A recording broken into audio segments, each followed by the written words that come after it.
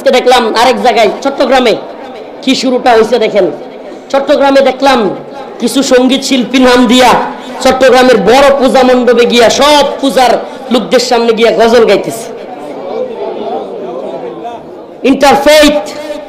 Interfaith ষড়যন্ত্র চলছে এই মুসলিমদেরকে নিয়ে। ধর্ম নিরপেক্ষতা, আন্তধর্মীয় চিন্তা, এটা আমাদেরকে খাওয়াইতে চায় ইসলাম। এমন নতজন হয় নাই, ইমান মুসলিমরা এতই নতজন অবস্থায় পড়ে নাই যে অন্য ধর্মগুলোকে সঠিক প্রমাণ করে ইসলাম পালন করতে হবে, এই নতজন ইমান আমরা আনি নাই। এই সকল ধর্ম সঠিক নাকি শুধু ইসলাম সঠিক? সকল ধর্ম সঠিক মনে করলে ইমান থাকবে? ফরিদউদ্দিন মাসুদ সব মনে করলে ইমান থাকবে? যদি উনি মনে করে সকল ধর্ম সঠিক, তার ইমান আছে? যদি আমাদের ধর্ম উপদেষ্টাও যদি মনে করে সকল ধর্ম সঠিক, তার ইমান থাকবে? যদি আমিও মনে করি সকল ধর্ম সঠিক, শুধু ইসলাম সঠিক না, আমার ইমান থাকবে? এ ভাই, যদি সকল ধর্ম সঠিক হয়, আমি মুসলমানের মুখী লিগে যে ধর্ম সহজ, পালন করতে ভালো লাগে, সেটাই তো পালন করবো। 5 ওয়াক্ত নামাজ, রমজান এলে রোজা, দান, সাদাকা, কত কিছু, এটা করতে যাবো কি লিগা?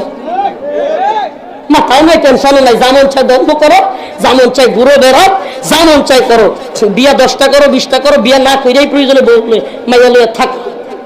কত ধর্মে আছে না নাই? কথা কোন আছে না নাই? তো আমার তো মন চাইবো ওইগুলোই করি, খায় সাথ। তাহলে সব ধর্ম সঠিক নাকি ইসলাম সঠিক? আমার কথার ভুল ব্যাখ্যা নেই।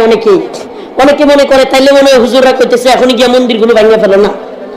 আমরা এটা বলি না, আমরা বরং বলি মন্দির কেউ পাহারা দিতেও যাওয়া দরকার নেই, মন্দির ভাঙতে যাওয়ার দরকার নেই। তারা তাদেরটা পালন করতেছে, এটা তাদের বুঝ, লাকুম দীনুকুম ওয়ালিয়া দিন, তাদের বুঝ আল্লাহর সাথে। তারা কি করতেছে, তাদের আমলনামায় কি পরিণতি হবে, তারা যে জাহান্নামে যাচ্ছে, এটার আমলনামা তাদের, আমার আমলনামা আমার। আমাকে আপনি মন্দির পাহারা দিতে বলার কে? যারা যুক্তি দেয়, রাজনীতি খুব বুঝেন না, শুনেন, ভারত যদি চায়, যদি চায় বাংলাদেশি হিন্দুদেরকে দিয়ে অস্থিতিশীল পরিস্থিতি তৈরি করবে, প্রত্যেকটা হিন্দুর একজনের পিছে একজন মুসলমান লাগায় থামাইতে পারবেন না। চ্যালেঞ্জ করলাম, আমি চ্যালেঞ্জ করলাম, একজন হিন্দুর পিছনে একটা মুসলিম লাগাইয়াও মন্দির পাহারা কেন, রাত দিন 24 ঘন্টা সিসি ক্যামেরা লাগাইয়াও ভারত এবং চাইলে আপনি আমি পাহারা দিয়ে ঠেকাইতে পারবো না। কয়টা মন্দির পাহারা দিবেন? কতক্ষণ পাহারা দিবেন? রাত্রি 2টা 3টার সময় কোন এক গ্রামে অযথা গায়ে মন্দির ভাঙিয়া ফেলবেন, আপনি কি করবেন? কয়টা পাহারা দিবেন? মানলাম পাহারা দিলেন, মানলাম সবকিছু করলেন, দিন শেষে কি হলো? হিন্দুরা হাততালি দিবে ভারত থেকে। দেখছো, আমরা এদেশে মুসলিমদের বাপরি মসজিদ ভাঙ্গি, কত মসজিদ ভাঙ্গি, আর এই আহম্মকের দল আমগর মন্দিরের দারোয়ান।